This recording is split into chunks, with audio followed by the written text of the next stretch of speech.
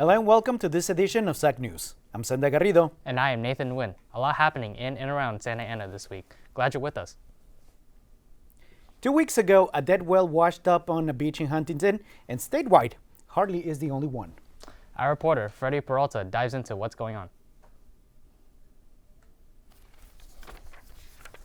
50-foot-long gray whale washed up at Tower 5 in Huntington Beach on April 11th. The Pacific Marine Mammal Center came out and performed an autopsy but found no clear cause of death. This is the second whale to wash up on a beach in Southern California this month. About a week before, a minke whale was spotted in Long Beach and later found dead. Northern California is also seeing a spike in whale deaths. Up north, 5 gray whales have died in San Francisco Bay in the past few weeks. And scientists statewide have recorded a large number of whale deaths. At least 70 whales have died since the beginning of the year in the lagoons of Baja California, which is where they migrate for the winter. While scientists aren't sure why whale deaths are surging, some think it has to do with their food chain. Many of the whales that have washed up appear to have depleted and malnourished bodies. Others are blaming a spike in domoic acid, which is a neurotoxin that algae produces and can be deadly. The minke whale in Long Beach died of domoic acid poisoning. Many other dead marine animals are being found with traces of domoic acid in their bodies. The spokesperson for the National Oceanic and Atmospheric Administration says that while this is their 4th year of an algae spike, this one started much earlier in the year and so far has affected hundreds of sea lions and dolphins. Researchers and investigators continue to analyze the evidence, hoping to uncover what's behind these unexplained strandings. I'm Freddie Peralta, SAC News.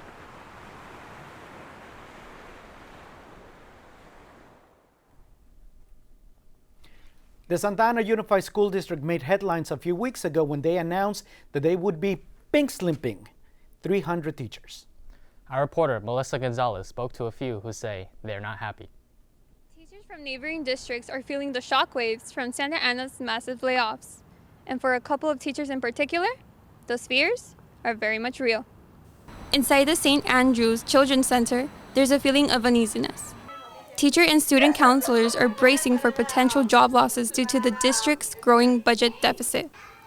Many teachers like Elizabeth Nicanor say this choice could have an everlasting impact.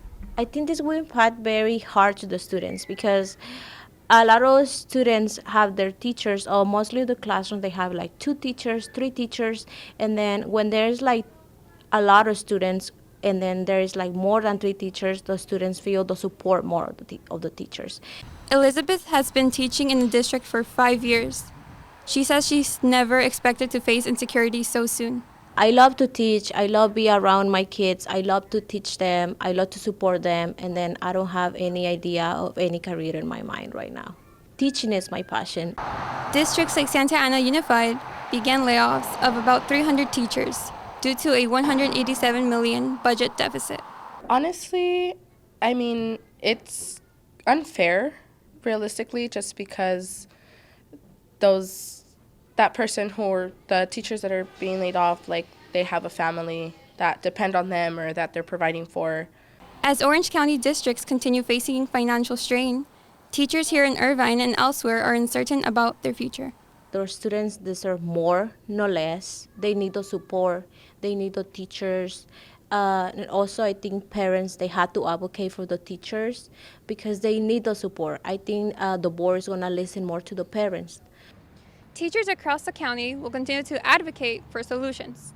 But so far, there's been no word from SAUSD. Reporting in Santa Ana, I'm Melissa Gonzalez, SAC News. Thank you, Melissa. The Santa Ana Police Department conducted a large-scale non-sanction event enforcement operation over the weekend. The city of Santa Ana has contended large crowds, congested roadways, criminal activity, and quality of life issues affecting businesses, residents, and visitors. The SAPD had a zero-tolerance approach to the enforcing of the rules of the road.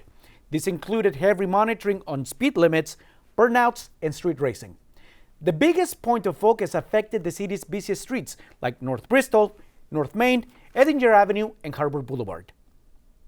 The police department asked of the community call dispatch if non-permitted events with vehicles creating traffic congestions or suspected criminal activity takes place near you. All calls can be directed at the phone number below. Also over the weekend, the SAPD conducted proactive enforcement follow-up on a parolee near the 800 block of Townsend Street in Santa Ana. During the encounter, the SAPD seized $12,000 in cash, 195 grams of methamphetamine, 8.5 grams of fentanyl, along with packing materials and a scale. The suspect was arrested for felony narcotic sale.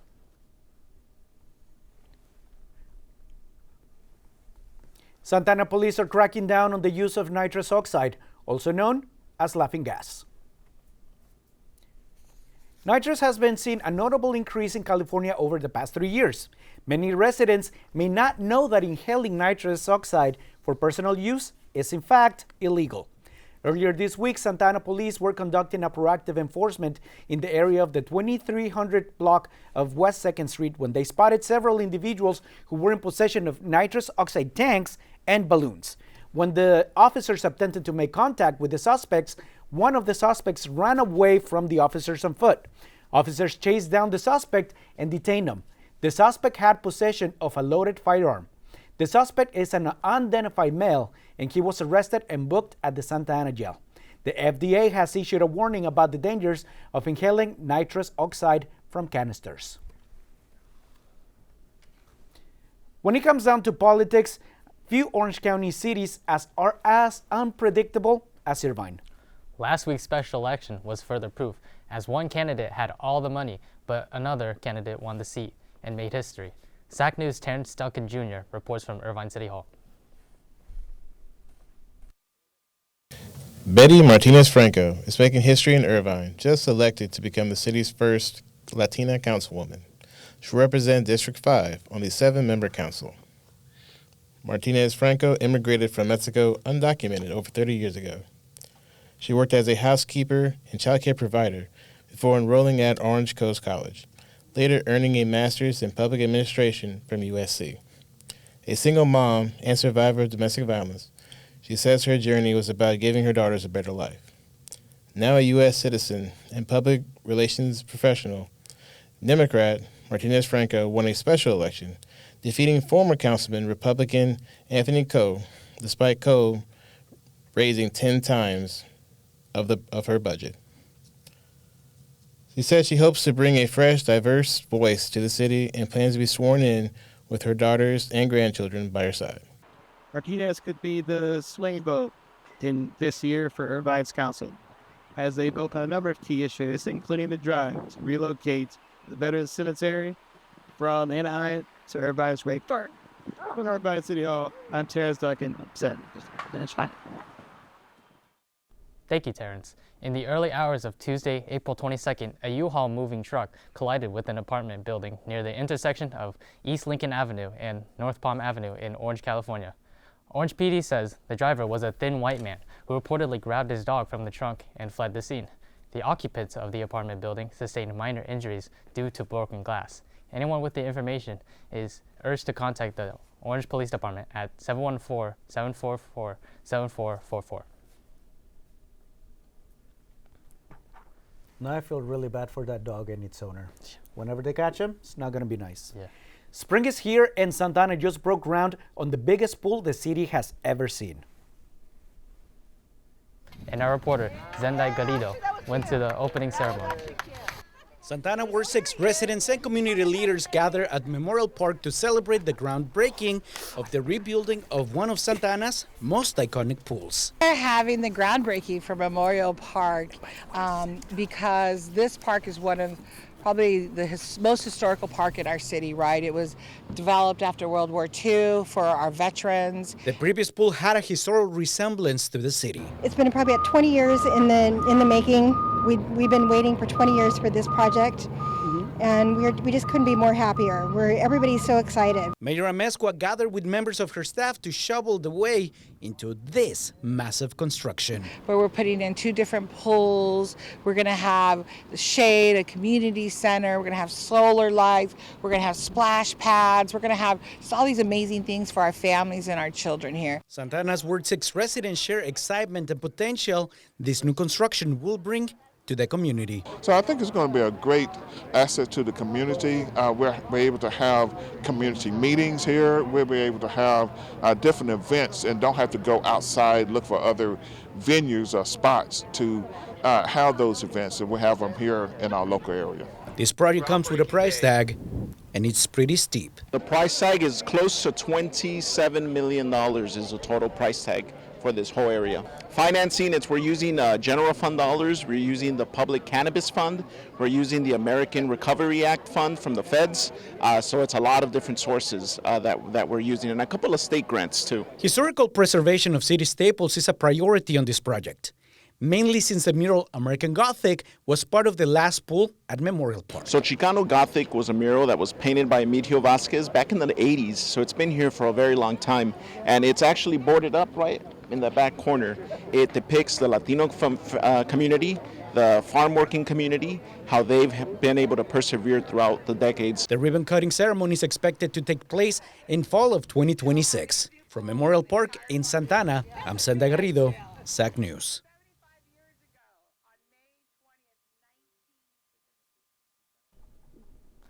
Thank you for reporting, Zendy.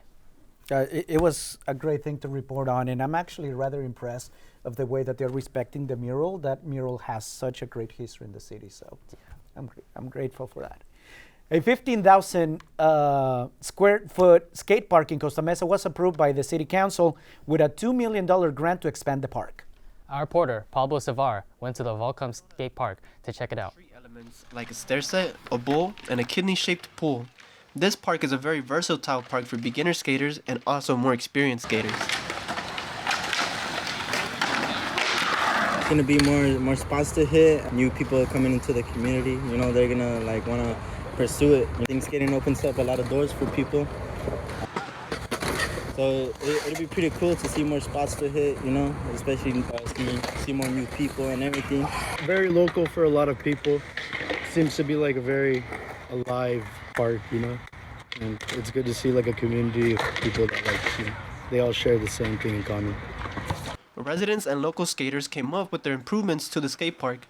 No exact date has yet been given to start the demolition and remodeling of the skate park, but we can sure expect to see lots of new faces here at Volcom and Costa Mesa.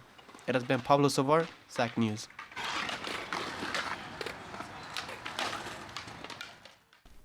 Thank you, Pablo. Volcom Skate Park is open from 7:30 to 10 p.m. from Monday through Sunday. Business hours include holidays. When we come back, our weekly sports coverage. And the weather report for the week. You're watching SAC News. We'll be right back.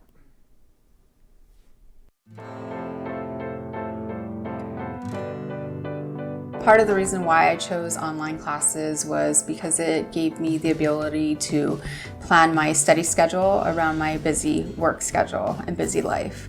I am a mother of 3 kids and they have a very busy lifestyle, so I have to be able to attend to that. I have taken on-campus classes. They do take a lot more time. A lot of the times you interact with students on the discussion board, so it's kind of nice to collaborate with the students there. I do move along faster in these classes because the 16-week courses are crammed into an 8-week course. So with that being said, you're doing like 2 chapters a week versus a chapter a week. I am looking to graduate this spring and transferring to Cal State Fullerton. So I'm very close.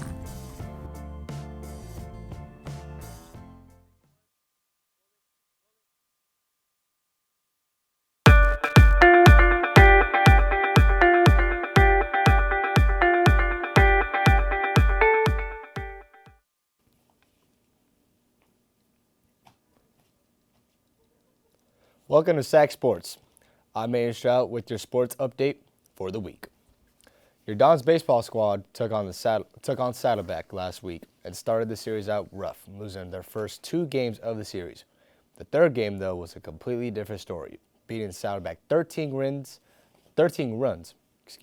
to 4, improving their record now to 25 wins and 12 losses with a conference record of 12-6. It is the last week of regular season, and they take on the Tigers from Riverside City. This matchup is huge for the Dons as they have the same overall record and conference record with the Riverside Tigers. Your Dons and the Tigers are tied for second place as Cypress stands alone at the top for first place. Head coach Tom Niles wants to turn some heads to show that the Dons are right on Cypress's heels. They closed out the series on the 24th and the 25th.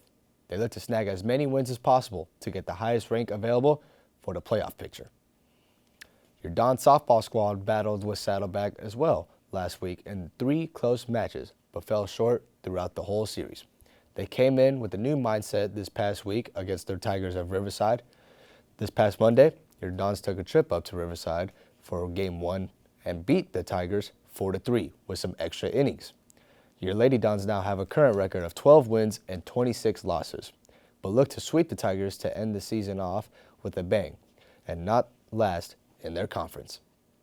That's all I have for your SAC Sports. I'm Ian Strout. See you next week.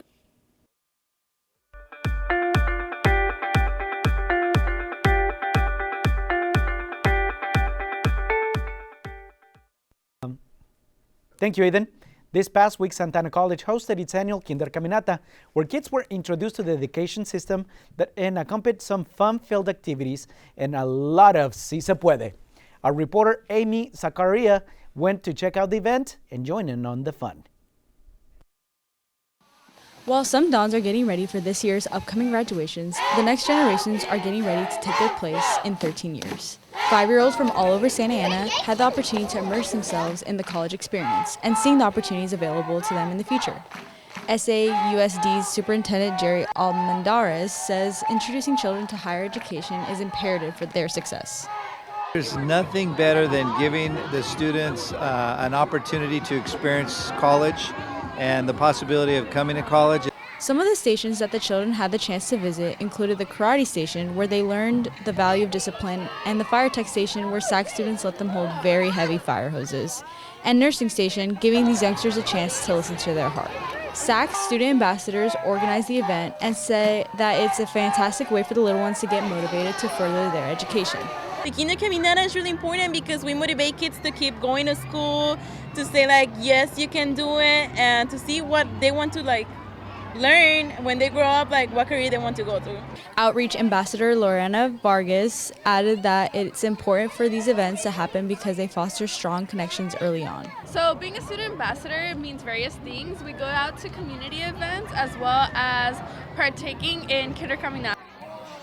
After the students explored all the stations, they joined the community leaders and RSCCD board members to march around the sports complex chanting Si Se Puede, meaning yes we can in English. The march was a way to show children that their voice matters because they are the future.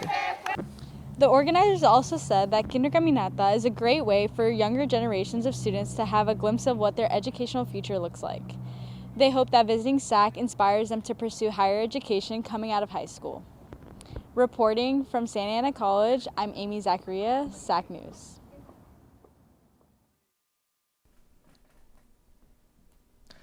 The Senior Center between 3rd and Ross Street is inviting you and your better half to come and enjoy a movie night free of charge. From 5 p.m. to 8 p.m. every Thursday, they have been screening movies for 2 weeks. Take light snacks and relax with your loved ones before the curtains close.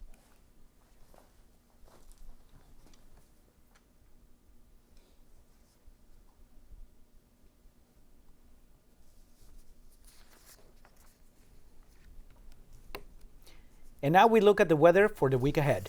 Starting on Friday, partly cloudy in the low 60s, as much as the same on Saturday, partly cloudy and 63 degrees, before the weather turns sunny on Sunday and a little bit warmer. Sunny days will keep until Thursday, when we should have a peak of highs of 70 degrees midweek and cooling down by a few clicks by Thursday. Still at very nice 68 degrees. That's it for this edition of SAC News. I'm Zendy Garrido. And I'm Nguyen. Be sure to follow us on social media and watch previous episodes of SAC News on our YouTube channel.